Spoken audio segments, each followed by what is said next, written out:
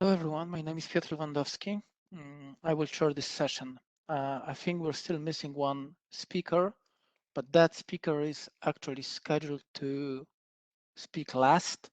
So I suggest that for the interest of time, we start and hopefully the speaker will join during the session. Let me just remind you of the rules. Each of you have 10 minutes. Please speak for 7 to 8 minutes, so we have 2 minutes or around 2 minutes for immediate questions to your presentations. If there will be no such questions, we'll move on to the next presentation. If you speak for 10 minutes, then we will move on to the next speaker without any questions. But we do have 15 minutes reserved for questions at the end of the session and for a more general discussion. So let me introduce the first speaker. The first speaker is Hoang Pham from Oregon State University. Hoang, the floor is yours. Thank you, Piotr, for introduction. So let me start sharing my screen.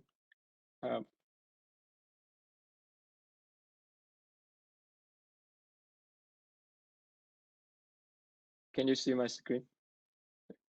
Yes. Yes. Okay.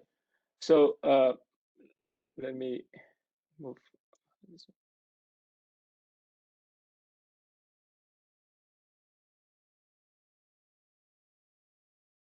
Okay. Hello, everyone, and thank you for having me here today. So today I'd like to present a paper on trade reform, oligopsony, and labor market distortion. And so essentially in this paper, I'm looking at the impact of international trade, in particular trade policy on the competition in the domestic labor market.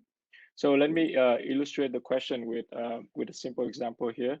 Suppose that within the same local labor market, there's two manufacturing firms A and B competing for the same pool of local workers. And suppose that both firms A and B produce shoes and they both need to use leathers as intermediate inputs in their production processes. Now, the government decided to implement a trade reform, following which they reduced tariff across many industries, including tariff for shoes and tariff for leathers. And so the question I'd like to ask here is, how does this trade reform affect the competitive behavior of firm A and B here in the local labor market?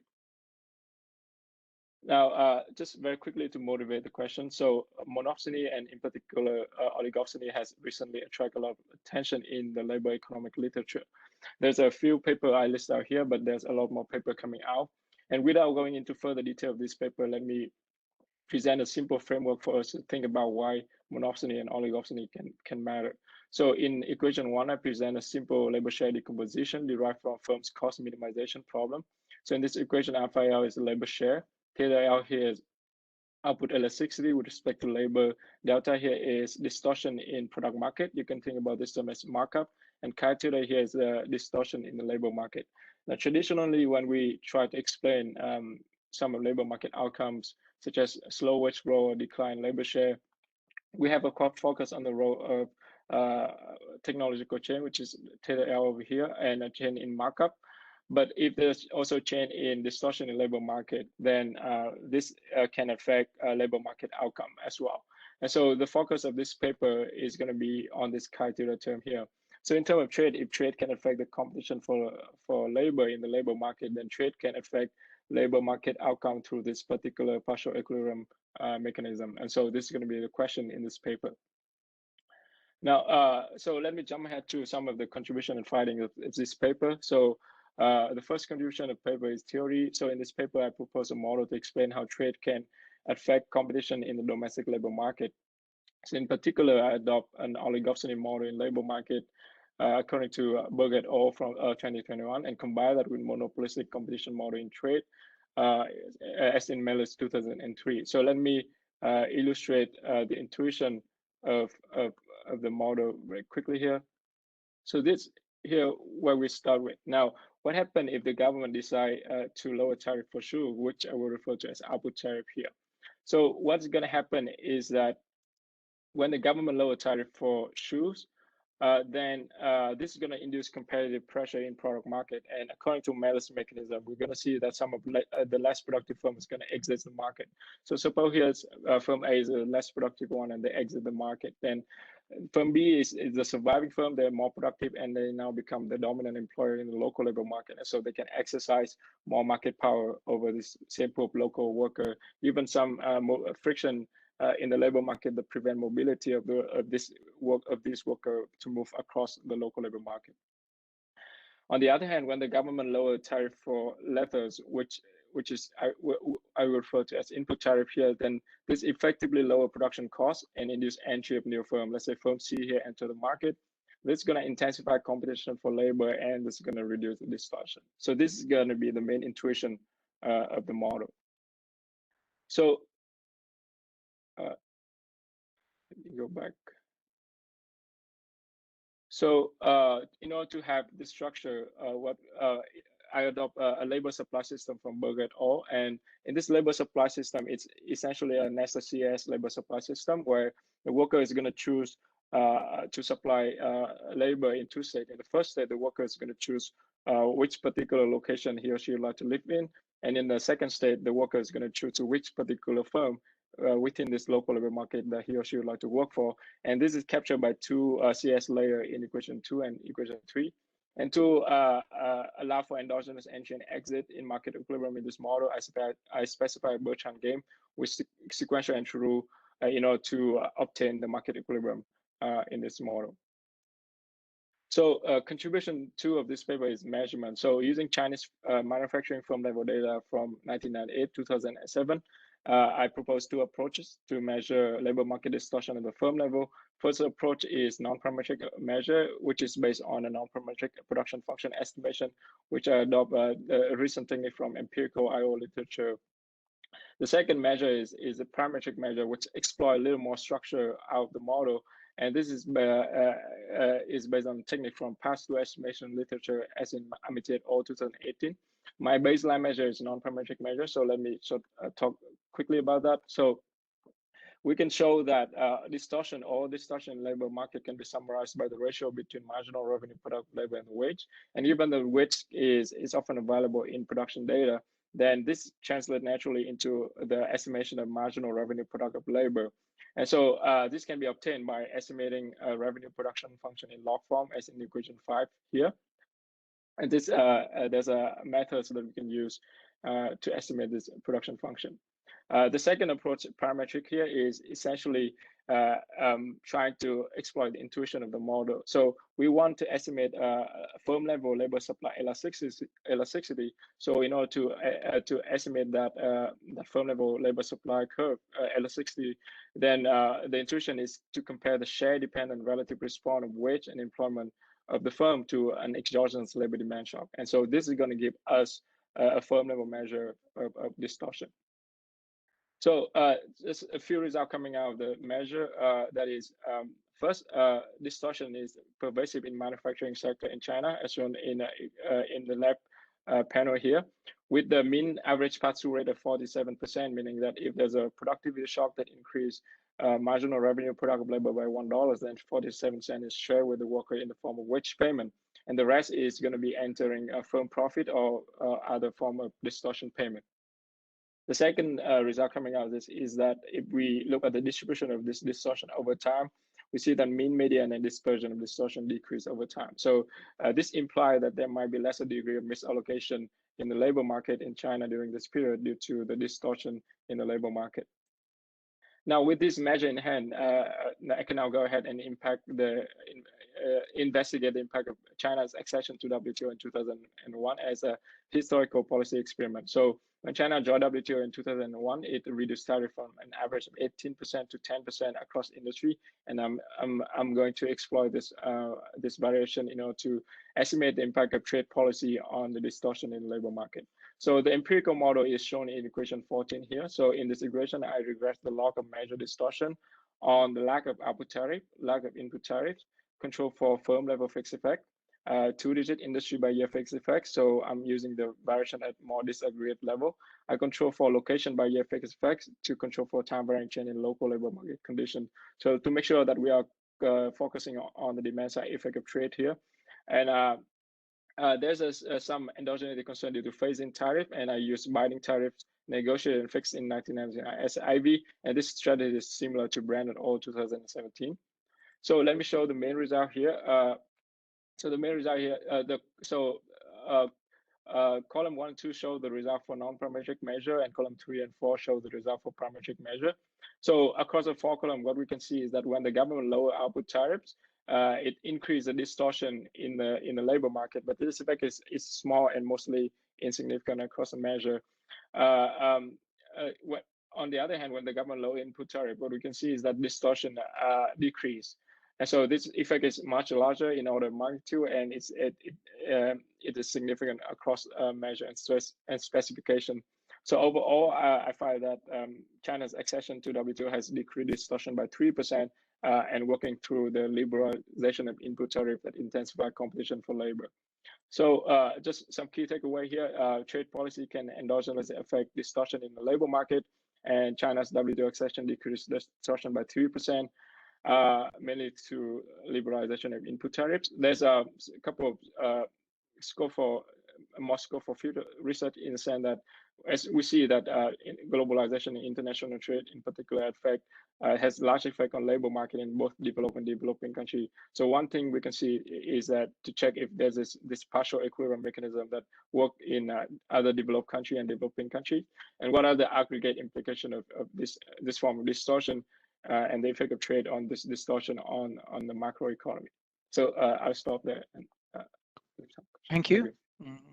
You're right on time. I'm sure there will be questions, but because of time, I will now move on to the next talk, and we'll return to your paper at the end of the session. Right, so the next paper is by Beyza, Ural, Marchand from University of Alberta.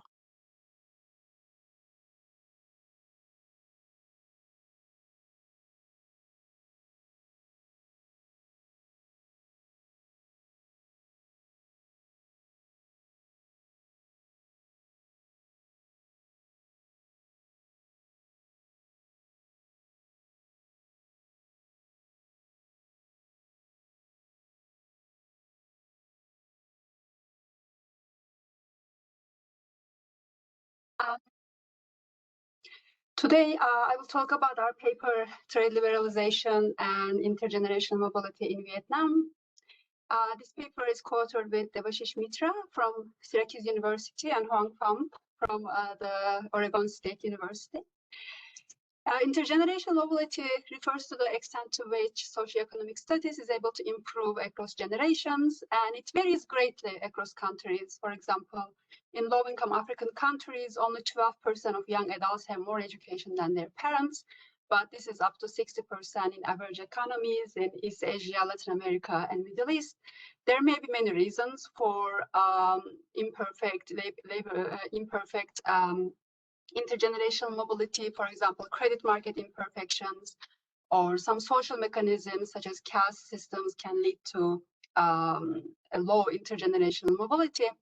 In the trade literature, wage inequality is widely studied. It's one of the central topics. For example, Hexually model predicts that freer trade should lower skilled-unskilled wage gap in unskilled labor abundant countries. But there is not much known about intergenerational mobility, and also most of the evidence is on import liberalization. However, exported goods tend to be higher quality and therefore require more skilled labor. Manufacturing, for example, became more skill intensive, as Dan Roderick highlighted this morning. And latest literature also finds that export expansion can reduce poverty, can alter distribution of education, and can induce structural change. Higher social mobility can have substantial efficiency gains. It can promote economic growth, and it is considered a key element of economic development. However, what we know about trade and inequality doesn't necessarily translate to intergenerational mobility, because we can have two countries with identical inequality measures, but one country can have extreme case-based society, one can have perfect intergenerational mobility. As such, a trade shock can lower mobility and not intergenerational mobility, or vice versa. So what we do in this paper is that we study impact of trade liberalization on intergenerational mobility in Vietnam. We exploit a large and exogenous export shock in Vietnam induced by US-Vietnam bilateral trade agreement. And we are using, in this paper, 8 rounds of Vietnam Household Living Standards Survey between 2002 and 2016. The focus is on occupational mobility in this paper because occupations are linked to skill supply, education, and training, but also they reflect the skill demand that is influenced by international trade. And we present evidence on export liberalization and intergenerational mobility. We look at the long run versus short run effects, and we explore potential mechanisms. This agreement was negotiated between Vietnam and US following normalization of diplomatic relations.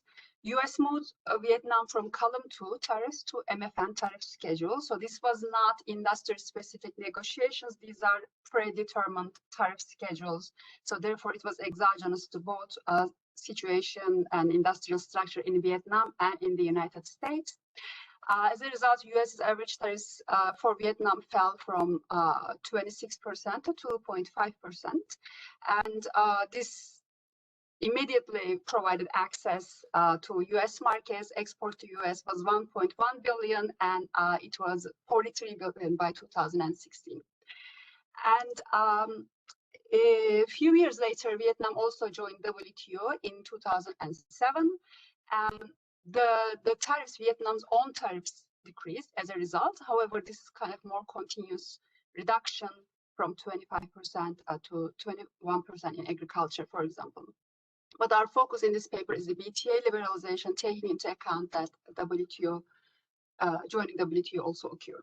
So we first start with ranking occupations by computing an education index for each occupation as a weighted average of education. Highest education, as expected, is high-level professionals, followed by technicians, associate professionals, and then lowest education levels are elementary occupations, agricultural, forestry, and fishery workers.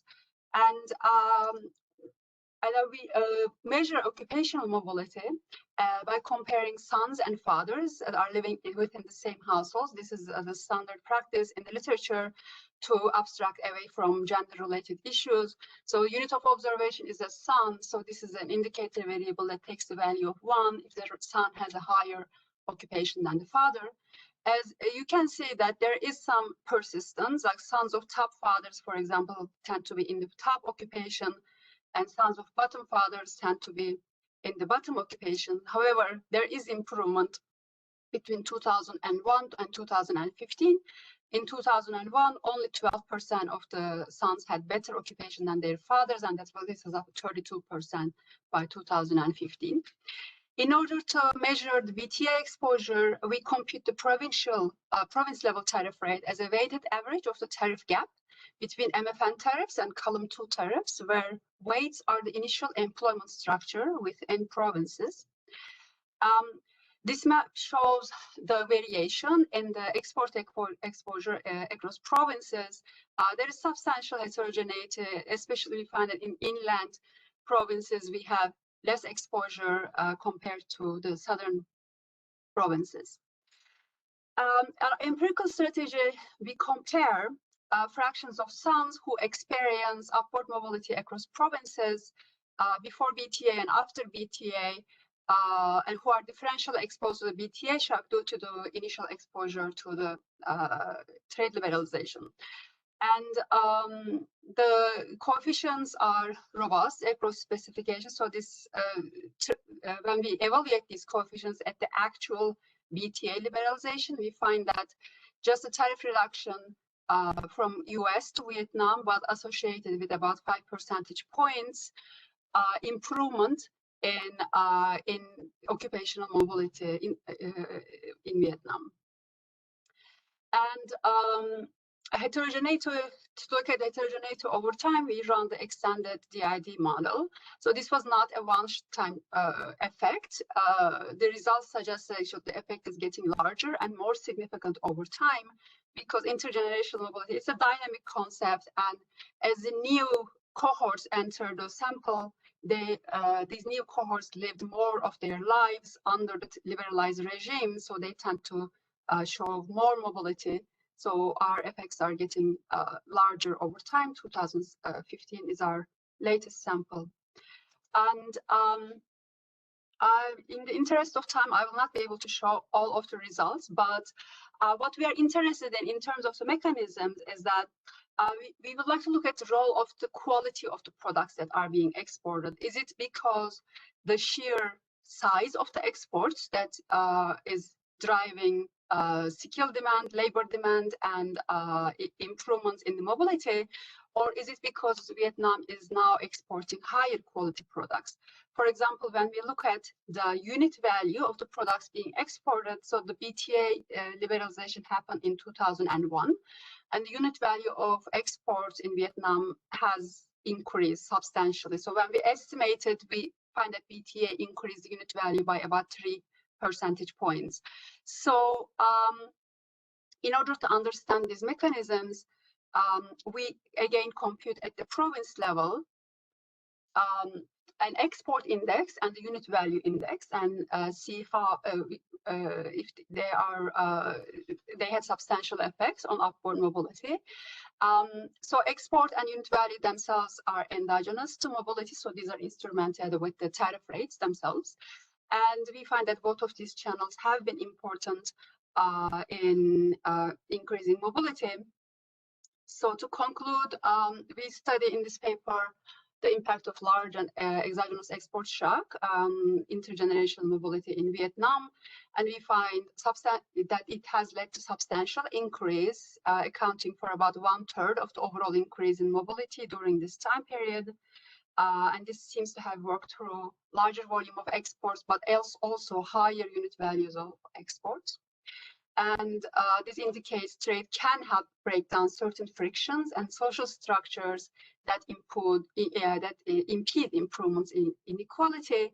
And there are also additional long-term gains from trade by allowing high ability workers to higher ranked occupations. Thank you. Thank you. You're right on time, but again, I suggest we move to the next speaker, because overall in our schedule we're slightly behind, and 10 minutes have passed. So let me introduce the next speaker, and then we'll have question at the end of the session to your paper as well. The next speaker is Raymond Robertson from Texas A&M University, who will speak about international trade and labor markets in Egypt.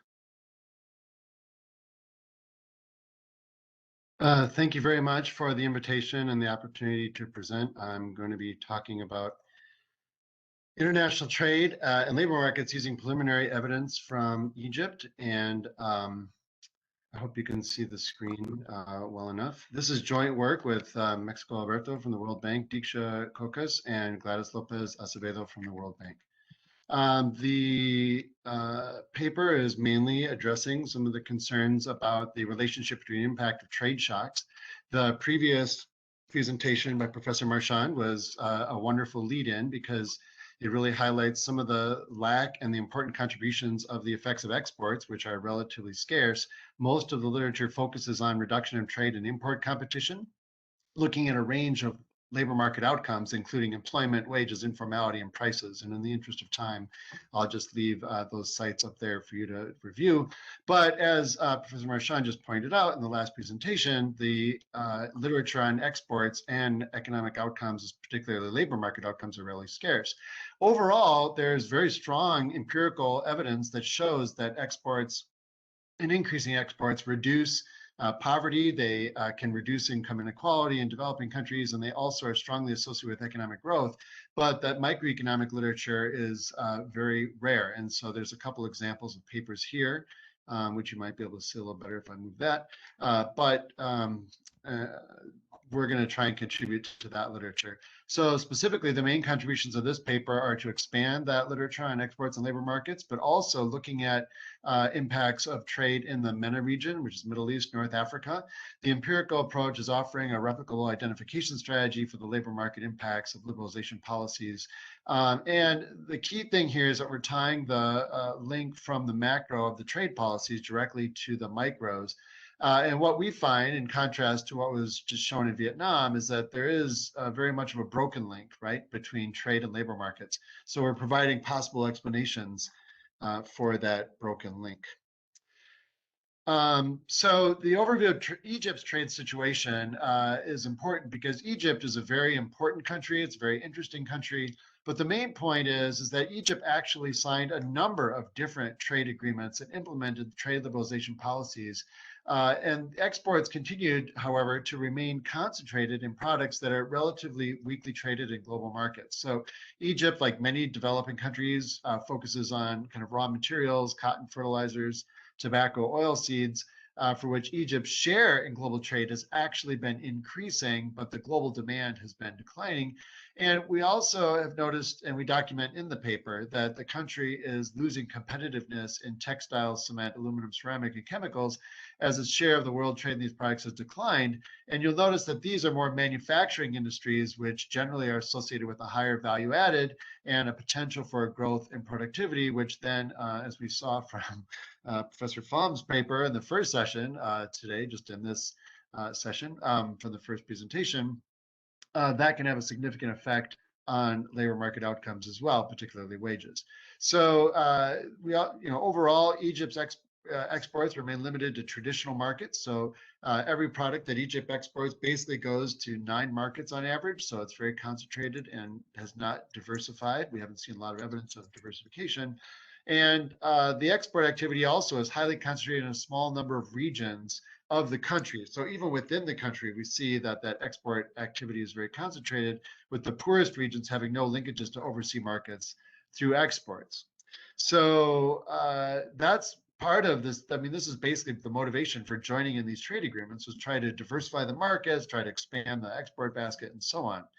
So one of the main reasons why Egypt wanted to expand its trading relationships with other countries, both on the external and the internal margins, the intensive margins and the extensive margins, was because it faces significant labor challenges, right? So growth in Egypt has been relatively high and steadied, but it continues to perform poorly with respect to formal job sector creation, so formal job creation and earnings. And there's been a very disappointing results in terms of increasing poverty and the sharing of prosperity and so on. So job creation in Egypt has been concentrated on these smaller scale, less formal, less productive economic activities. This is very well documented. And the labor market, as you might expect, along with the production market, is geographically segmented with a high degree of variance throughout the country.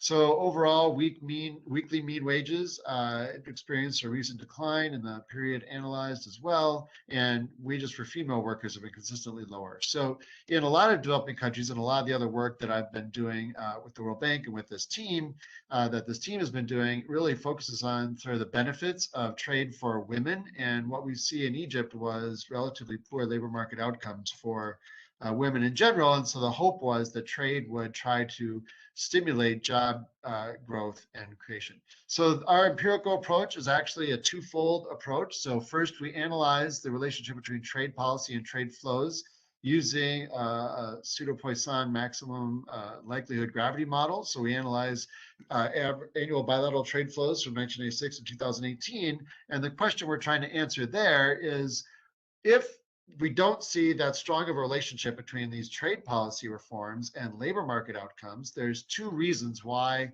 we might not see that relationship. One is that trade policy isn't affecting exports, right? So we know that exports help workers, supposedly from the literature, but maybe the trade policy just isn't very effective at increasing exports. So that's sort of hypothesis 1 that we're evaluating.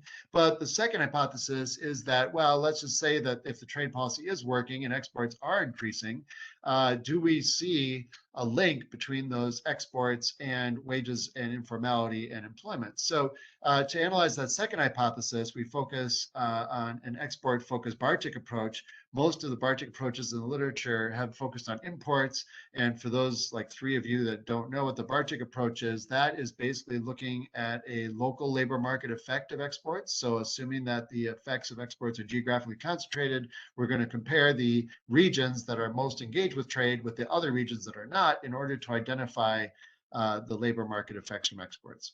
So the first part is the simple gravity analysis. And basically the main finding here is that Egypt does trade less than other countries, holding other gravity variables constant, but the effects of regional trade agreements are much stronger in Egypt than there is for the average country in the world. So there is an average effect of trade agreements on trade, which has been well documented. It's usually between 10 and 20%. We find something in the order of 25% for the effect of regional trade agreements in Egypt, and even more so. So, and actually it's very strong if you look at this down here at 0.48. So actually the effects are much, much larger on exports for Egypt than for the typical country. So in terms of our first hypothesis, this demonstrates that actually these trade agreements are doing a very good job at increasing exports. So then the next hypothesis is, what happens when we increase exports? What happens to labor market outcomes in terms of wages and employment and so on? So here we just present the wage results, but basically the main message here is that there's no effect. If you look at any of these estimated coefficients, they're extremely small and none of them are statistically significant. So the real problem here is that even though the trade agreements are increasing exports, those increases in exports are not translating into improved labor market outcomes, basically for anyone in the economy. We look across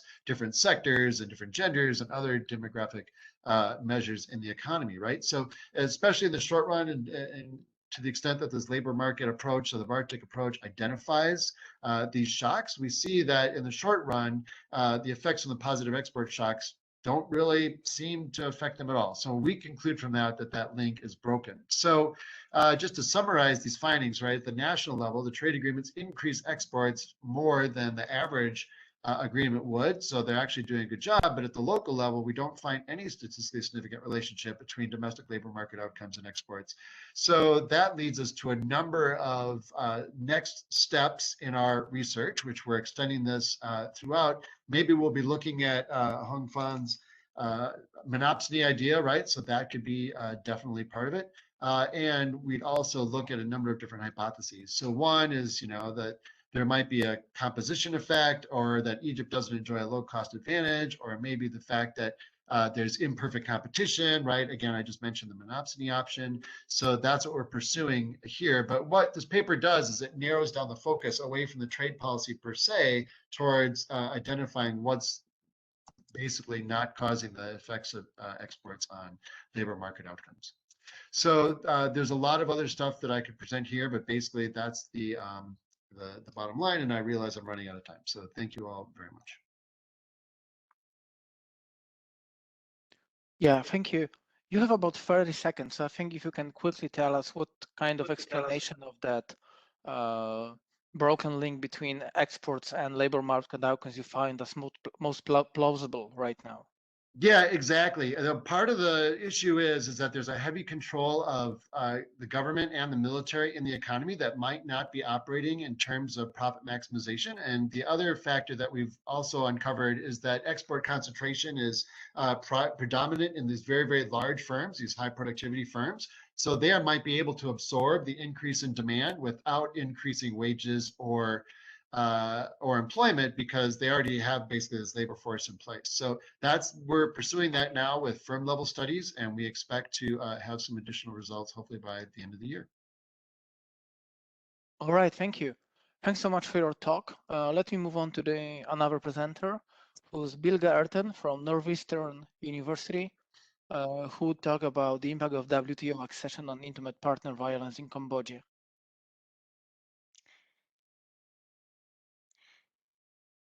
Thank you.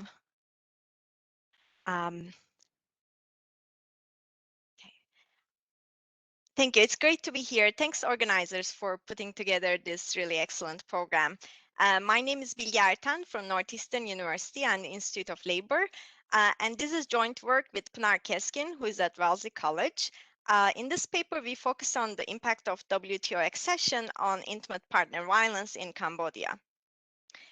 So let me quickly motivate this research by saying that there's a large body of empirical work that examined the impact of import competition across local labor markets.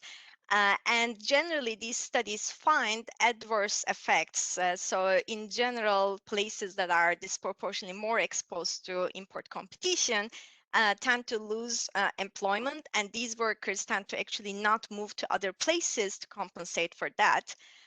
There's also evidence that these employment losses that are trade-induced tend to also increase violent crime. We're talking about generalized crime on the street, and the mechanisms are generally reduction in the opportunity cost of criminal employment, as well as reductions in public goods provision and increases in income inequality.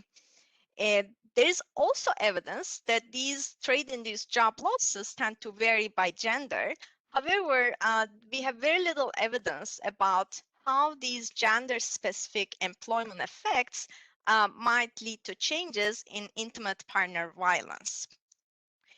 So in this paper, we look at Cambodia, and we build on the previous trade literature by looking at regional variation at the district level that essentially resulted from Cambodia's WTO accession as Cambodia cut import tariffs, and these import tariffs cuts were sort of differential across industries and over time. So we use that variation, and together with the initial industrial composition at the regional level to look at outcomes on men's and women's employment and earnings. And then we tie this to intimate partner violence to see how that changes over time. There's a recent paper by Chong and Velasquez that examined a similar question in Peru. And interestingly, our findings are actually quite consistent with that paper.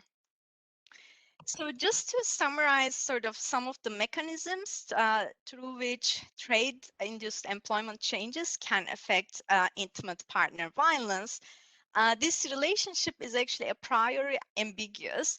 On the one hand, when we look at bargaining theories, narrowing the gender employment gap through trade. So if women start working more, for example, that would reduce the gender employment gap. That would increase the bargaining power of women and also improve their outside options. And we would expect that to reduce their exposure to domestic violence. On the other hand, there's instrumental theories of violence that would predict the opposite, in the sense that when we reduce the gender employment gap, that might actually increase the male partner's incentives to use violence as an instrument to either regain control over household decision making or extract financial resources from women whose earnings might have improved as a result of this trade exposure. On the other hand, I just talked about narrowing the gender gap, but also trade shocks might widen the gender employment gap, and then that would result in opposite effects through, again, the same channels. So the background, I will have very little time, but let me just say that Cambodia had a very devastating civil war from 1968 to 1975.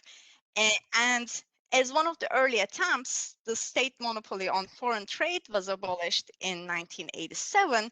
Then when the Kingdom of Cambodia was finally established in 1993, the newly elected government sought to promote industrial development by engaging in international trade. And as part of this agenda, finally in 2004, Cambodia became the first least developed country to join WTO, along with Nepal. And to comply with its commitments, it introduced rapid tariff cuts. On average, nominal tariffs declined from about 18% in 2001 to 8% in 2014. So importantly for this paper, there was large variation at the industry level about how much tariffs were cut. When we compared these with the initial pre-liberalization tariff rate, we observed that for several sectors that had high tariff rates, around 30 to 40%, the tariff cuts were rather large.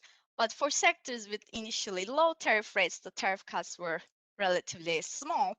And the fact that this correlation is very high suggests that there was actually not industry-specific targeting of tariff cuts, that these were sort of quasi-random based on the initial pre-liberalization tariff rate. When we look at the data overview, so there are four main sources of data. We use the census for labor market outcomes, the DHS data for intimate partner violence outcomes, the socioeconomic surveys for earnings and also household consumption, and the tariff data for, it comes from the WITS trains database at the 3-digit IZA revision. In terms of empirical strategy, it's well-known sort of difference in different strategy, comparing districts that were more exposed to tariff reductions to those that were less exposed. We create a Bartik type shock that Professor Robertson has talked about, and this is based on essentially import tariff changes. And we also control for various fixed effects as well as individual characteristics. As well at the district level, we also have this time varying indicator of changes in external tariff barriers faced by Cambodia's exports in key partner countries. And in terms of results, we find no significant effects for the main labor outcomes for men. But when we look at employment by type, we find that men in districts that were more exposed to tariff cuts had a decline in paid employment. These men shifted into self-employment partly. For women, we find that there was actually an entry of women as the not being in labor force declined, and they started working more in these disproportionately harder hit regions. And we have some suggestive evidence that this employment increases actually took place mostly in unpaid employment or sort of these family-owned enterprises where the woman is not the direct sort of earner of the income. I don't have much time to talk about earnings, but the earning losses tend to be focused mostly for men. For women, we don't find significant effects. When we look at the changes in intimate partner violence, we see that, and this is DHS data, we confirm, again, women's employment increased in places that were harder hit by tariff cuts. And in those same places, we also observe increases in various dimensions of intimate partner violence, physical violence, sexual violence, psychological violence, as well as physical injuries from the partner, which is a more objective measure of violence, and a decline in the decision-making power of women. When we look at alternative channels, we find no effects on marital status, fertility outcomes, psychological problems, or husband's jealousy, or sort of other types of husband behavior. We have many additional checks in the paper. The paper is available on my personal website, bilgeerten.com. I don't have time to cover them, unfortunately. So to conclude, we present one of the first studies on the effects of trade liberalization on intimate partner violence. We find that the trade liberalization had a negative effect on paid employment of men, whereas women increased their entry into the labor force. And this suggests there could be some added worker effect, that as men lose these good paid employment jobs, that women might try to work more to compensate for that. We also find that these changes in employment patterns triggered this backlash effect by increasing intimate partner violence. And we find no other changes in these other potential channels that could have happened in the marriage market, fertility, and so on. And this pattern overall is consistent with instrumental use of violence by men, So to gain control of household decision making, but also potentially to extract resources from women. And I think the key point is that if we neglect such potentially large backlash effects, this might end up yielding, upward bias estimates for how much societies might gain from trade liberalization. Thank you. Thank you for this excellent paper that expands our understanding of the trade shocks. I will move to the next presentation right now because of time. A reminder for everyone, you can ask questions in chat and Bilge will respond like you're doing and the other speakers are already responding. So thank you. So the next talk is by Romina Safojan of Tilburg University, and this time the paper is about Argentina. Thank you. Well, in this paper, I am trying to assess exactly the export effect on labor informality with the data from Argentina. And for this, sorry, I cannot move here. We know that exports affect local labor markets in different aspects. We have evidence of that. And it also may affect informality. The reason for expecting this is that price competition may induce to hire informal workers to reduce costs, and that higher quality requirements in exports may require to hire more skilled workers, and that usually more skilled workers are hired formally. So in the first case, we can expect a positive effect on informal employment. And if the second case happens, we can expect a negative effect on informal employment. So in this paper, I'm trying to disentangle this effect and try to answer which of these effects dominates. For this, I estimate the causal effect of export intensity on labor informality, finding a negative effect on exports, like meaning that exports reduce informality. And to address the endogeneity concerns, I use an IB approach where I construct a proposed novel instrument based on orthogonal changes in the GDP of importing partners that will serve to my identification strategy, and then focus on data for Argentina at the level of the individuals, and for focusing on the manufacturing sector for the period 1997 to 2001. That was a good period on machine use without that we can use for the analysis. Then I construct an export intensity measure based on the share of export over the gross value of production by industry using data for the Ministry of Industry. All of these are official data sets for measuring informality and labor market outcomes, and also the information of exports. Then, besides showing that export intensity has a negative effect on informality, what I try to disentangle which or show evidence of the potential productivity channel that may as a mechanism of adjustment of the labor force. And for this, I provide evidence of two different sources of evidence. The first one is that given that usually sales to high-income countries can generate an increase in skills requirements, that is evident. There is some literature that shows this evidence. And I will see that the aggregate effect of exports is explained by sales to high-income countries, and this is driving the effect on informality.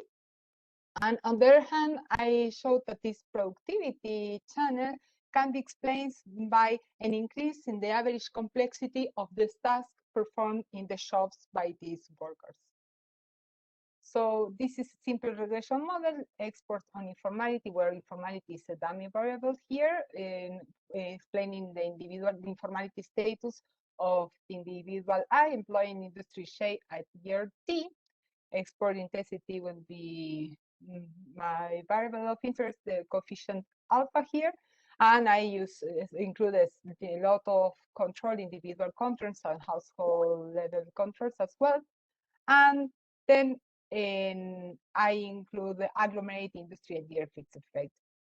Now, the instrument that I propose is a destinations real income by industry that is a weighted sum of the log of an orthogonal measure of the GDP for each country, and that is weighted by the share of the export to the country C over the total exports of the industry shape. And the variability will be given across time by these changes in the GDP, where I regress for all the years that I have, not only this short period of 5 years, but all the period of data of the GDP.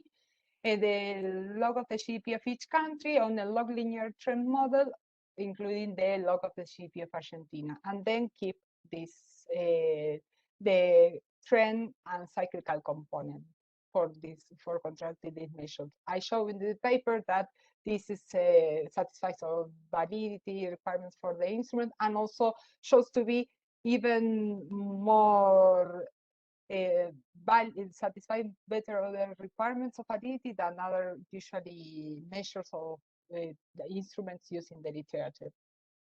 Now, going to the results of these specifications, here I can show directly if I concentrate in panel with the column 4 to 6.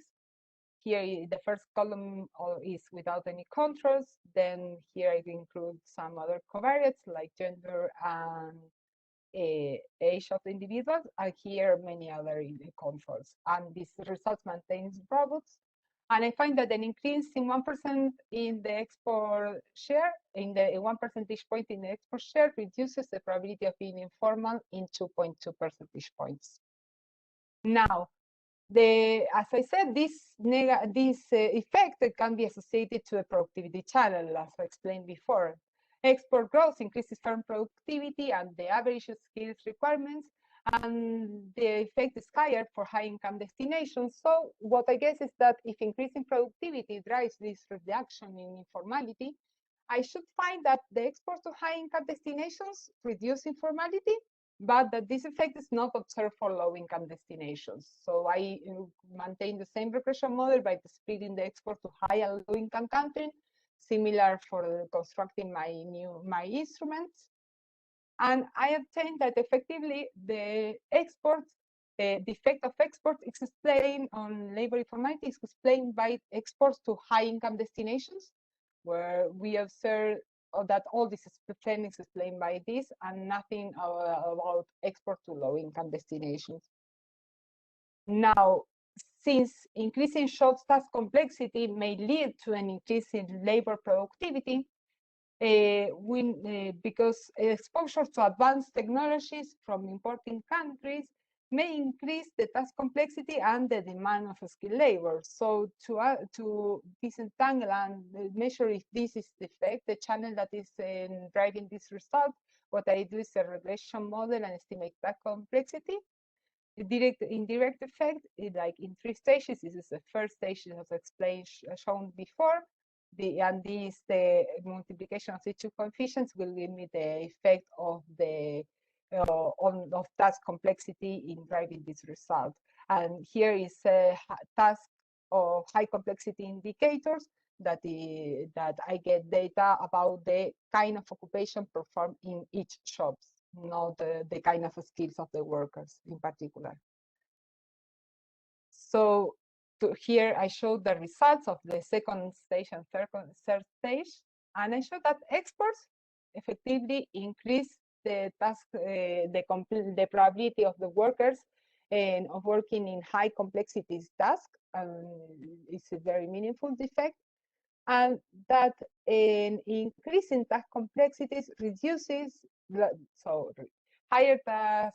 Increase in task complexity reduces the probability of the workers of working informally. So overall, the multiplication of these 2 effects gives that an increase in 10 percentage points in the exports will reduce the probability of working informally by 1.8 percentage points, which is around 70–80% of the total effect that I found of that is inducing the change in informality. So now to conclude, And I showed that an increase in 10 percentage points in the export share reduces the probability of working informally by 2.2 percentage points. There is evidence on the productivity channel that is driving all these results, and where I find that the total effect is explained by exporting to high-income countries, and that the effect is higher and highly explained by an increase in tax complexity of the jobs performed by the workers. And I also show in the paper, but it's not here, that there is a transition from informal to formal jobs in these industries. That is complying, also showing in these results and providing evidence of that. And then overall, this suggests that export intensity is a very important determinant of informality, and explaining these effects of trade on informality in the local labor markets. But it's important to take into account that not all kind of exports are equally relevant to reduce informal employment, because as I showed before, in low-income countries, as a destination of these exports, do not generate this effect on reduction in informality. Thank you.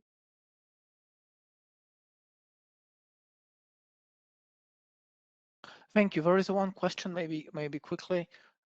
There's a question whether you thought about addressing a potential bias that arises from compositional changes in employment within industries, as there was a major increase in the unemployment rate during that period. And also perhaps relatedly, there might be some changes in labor market institutions that also respond to the changes in unemployment rate. Well, the idea of the choosing this period exactly was also to avoid this institutional change that may be affecting, since we are using I'm using as an instrument changes in the GDP that are determined by the share of export of this country of destination over total exports. I also account for the possibility of changes in destinations that are not driving this effect in the end. And there was a first comment that.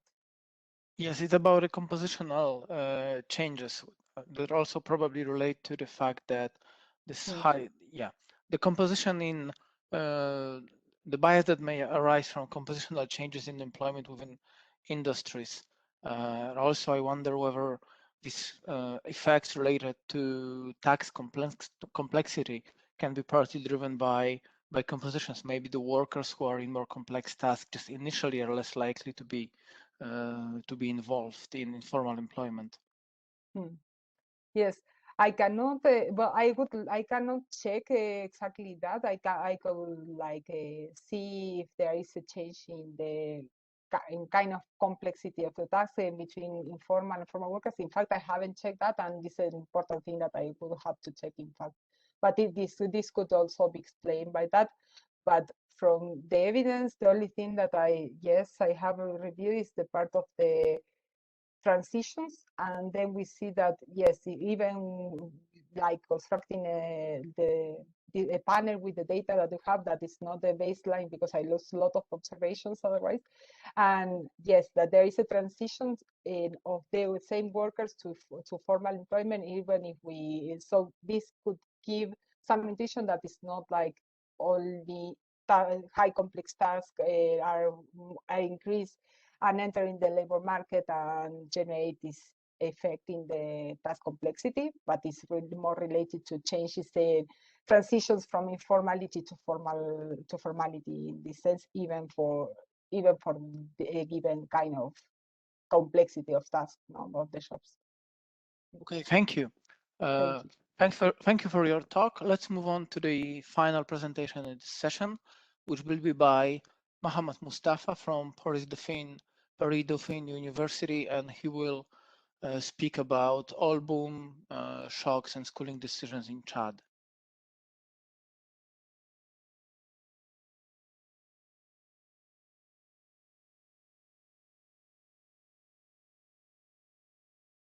See my screen? Yes. Hello, everyone.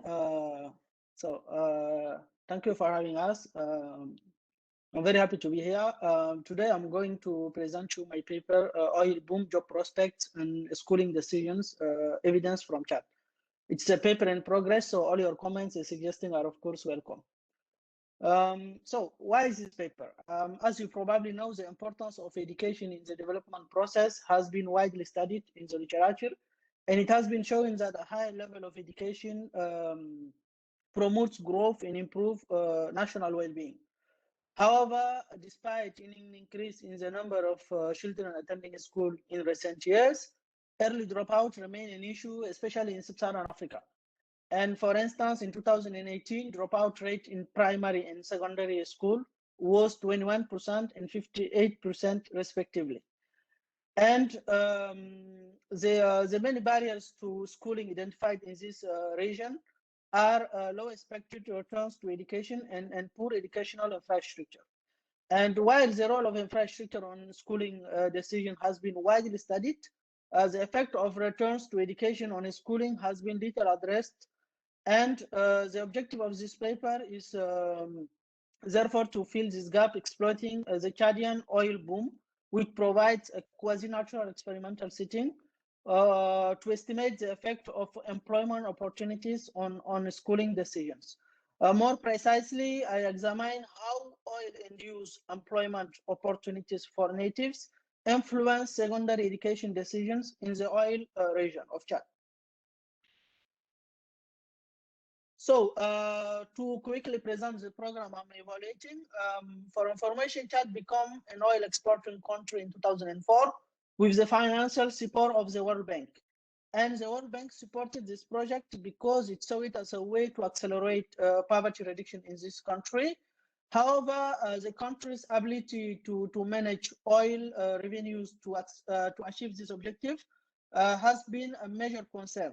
And to address this concern, a law was passed in 1999. And according to this law, 10% of oil revenues go to future generations, 72% to socioeconomic infrastructures, 13.5% to operational expenditures, and the remaining 4.5% are transferred to the oil region to finance its socioeconomic development. And in addition to this financial transfer to the oil region, this law gives also priority to the oil region's native workers in recruitment in the oil sector. So in this paper, actually what I consider as treatment and try to evaluate is this oil-induced employment opportunities for natives.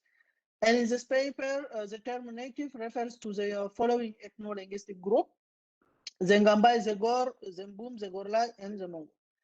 And in terms of expected effect of the treatment, it is not clear. It may be negative if, for example, the oil boom increases low skills jobs for natives. It will result a high opportunity cost of staying in school, and then we can expect lower schooling. On the other hand, the effect may be positive if oil boom increases skills jobs for natives. The returns to education for skilled workers will increase, and then we can expect a higher schooling. In any case, since minimum working age is 15 in Chad, I decided to focus on secondary school students who are the most sensitive to this work-study trade-off. And in terms of contribution, to the best of my knowledge, this paper is the first to estimate the effect of job prospect on schooling decisions in sub-Saharan Africa. And it is also the first to highlight the effect of Chad's oil project, presented as a model for resource-rich, fragile countries on education. So, in terms of methodology, I use two different methods. The first is the synthetic control method developed by Abadi and Gandhi-Azabal. This method consists of reproducing the counterfactual situation called synthetic control from a weighted combination of non-treated units that best combine the pre-intervention characteristic of the treated unit. And the effect of the treatment on the treated is the difference in results between this treated unit and its synthetic control. And our second method is a standard difference in difference approach. Here, where treatment is a dummy variable indicating whether the unit is in the treatment group or not. Post is also a dummy for the post-treatment period, and our coefficient of interest is delta associated with the interaction term. And in terms of data, I first use regional level administrative panel data covering the period of 1993 and 2010. And in terms of sources, I use education data are obtained from the Chadian Ministry of Education, and socioeconomic data are from Gottman et al. 2019. And I also use national representative household survey data as a robustness check. So here I show the outcome variable, which is the net secondary school enrollment rate in both oil region in the rest of the country. And we can see that before oil exploitation, the schooling rate in secondary education was lower than 10% in the oil region as well as in the rest of the country. However, after the oil exploitation, this rate increased, but more rapidly in the oil region than in the rest of the country. So this is a variable what I'm going to use as a dependent variable. So to quickly present the main results, given time constraint, I only show the result for the synthetic control method. Here I show the evolution of the net secondary school enrollment rate in oil region and in synthetic control. And giving the similarity between oil region and its synthetic control before treatment, this counterfactual can be used to replicate the situation in the oil region after the treatment. If, for example, oil region do not receive this employment prospects. So in terms of results, here I show the treatment effect, which is the difference in outcomes between the oil region and its synthetic control. And we can note that while the effect is practically zero during the pre-oil period as expected, there was a significant increase to the benefit of the oil region after the oil, meaning that job prospects have a positive and significant effect on schooling in secondary education in the oil region. I also investigate some mechanism. The first is that since oil boom may also increase the income of local population, the observed effect may be due to this increase in income. And to test this possibility, I performed a placebo test, taking advantage of the fact that the oil region do not receive the higher share of oil revenue per capita, as illustrated in this graph. And the idea is that if there is an income effect, we might see a larger effect in the regions that received more than the oil region in terms of oil revenue per capita. And the result of this analysis is shown in this graph. And we can see that none of the regions with the most oil revenue per capita experienced a similar increase in enrollment as the oil region. So we can say that there is not an income effect. Secondly, since oil boom may also increase the budget of the oil region, a supply effect may be also expected. And to test this, I performed the same placebo test as before, but focusing this time on educational expenditures per student, and considering the regions that expend more than the oil region in terms of education per student as treated. And once again, we can see in this graph that none of the regions that expend the most on education per capita than the oil region experienced a similar increase in enrollment as the oil region. So there is not a supply effect. And finally, I investigate whether this measure increase attendance at all level of education or decrease dropout. And to do this, I look at what is happening in primary and middle school. And the result shows that there is not effect on primary and middle school enrollment, meaning that there is not effect on this level. So we can say that this measure only reduce dropout and not increase all attendance at all levels. Sorry. I also did. Please try to wrap up. Sorry, I also did some Robinson checks, and all these Robinson checks show similar results. So to conclude, in this paper, I investigate the effect of oil-induced employment opportunities for natives on secondary school enrollment in the oil region of Chad, and using synthetic control method in different approach, I find that these opportunities increase secondary school attendance. And concerning the mechanism, the results suggest, on the one hand, a decrease in school dropout, and on the other hand, the observed effect is not related to an increase in income or educational supply. So thank you for listening, and if you have any question, I would be happy to answer them. Thank you very much. Thank you. Maybe one question: have you tried to study if the effects are dependent on the distance to the oil region? Because you make like a strict cut. Either regions belong or other regions do not belong. But maybe this effect wanes down with the distance. Yeah, it is one possibility, but here what I consider as treatment is being native of the region. So you can live in a region close to this region, but if you are not native of this region, you cannot have access to this employment. So why I'm not deciding to focus on distance, but I maybe as Robertson check, I will see on what is happening in the region behind the oil region. Thank you very much. All right, thank you. We have three minutes left in this session, so it's time for questions to any presentations. There is a question to Hoang. So you found that the net effect on distortion was negative, and it was driven by the input component of your total effect. Would you expect that this is like a general result? Did you expect in most countries, or it's kind of dependent on the input structure? And if so, what kind of inputs contribute most to this reduction in your case?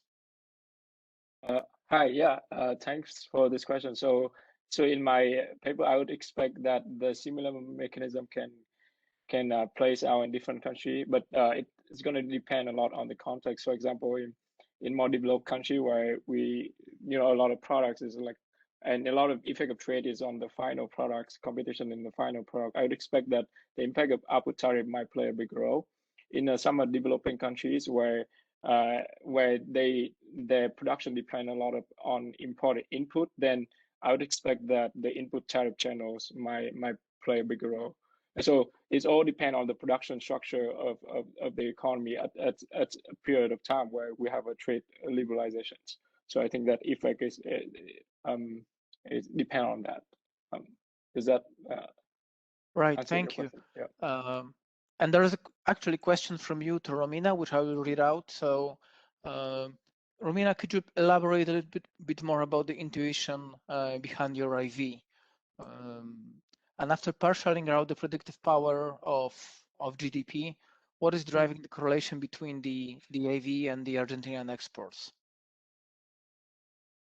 In this case, it would be all explained by the changes in the GDP of the countries, that is like isolating all the effects that the GDP of Argentina could have on the GDP of these countries.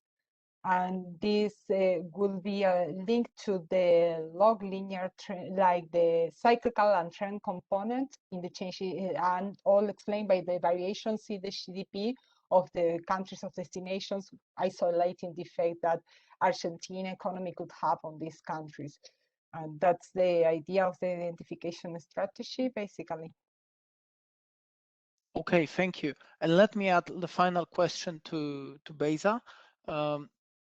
question is, so to what extent this effect that you find can be thought of as an effect of acceleration in manufacturing production that just increases very, very fast because of the change in the trade policy. So is it just like an acceleration of the effect that you would otherwise expect when manufacturing grows, or is it something more, something on top of that?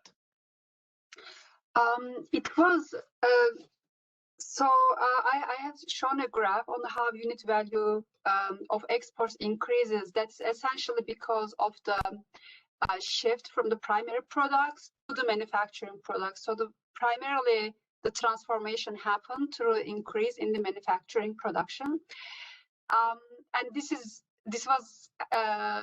occurred because Vietnam had now access to the U.S. market. So without an agreement such as BTA, this kind of expansion, it is unlikely to occur internally, because as Danny Roderick was talking about, you need also first the demand, internal demand, and it wouldn't occur without trade liberalization.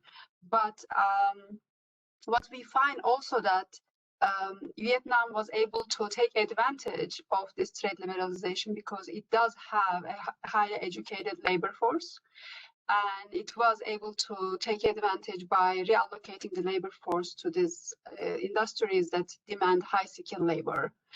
So what we find overall is that this is more like a skill demand story rather than a skill supply story.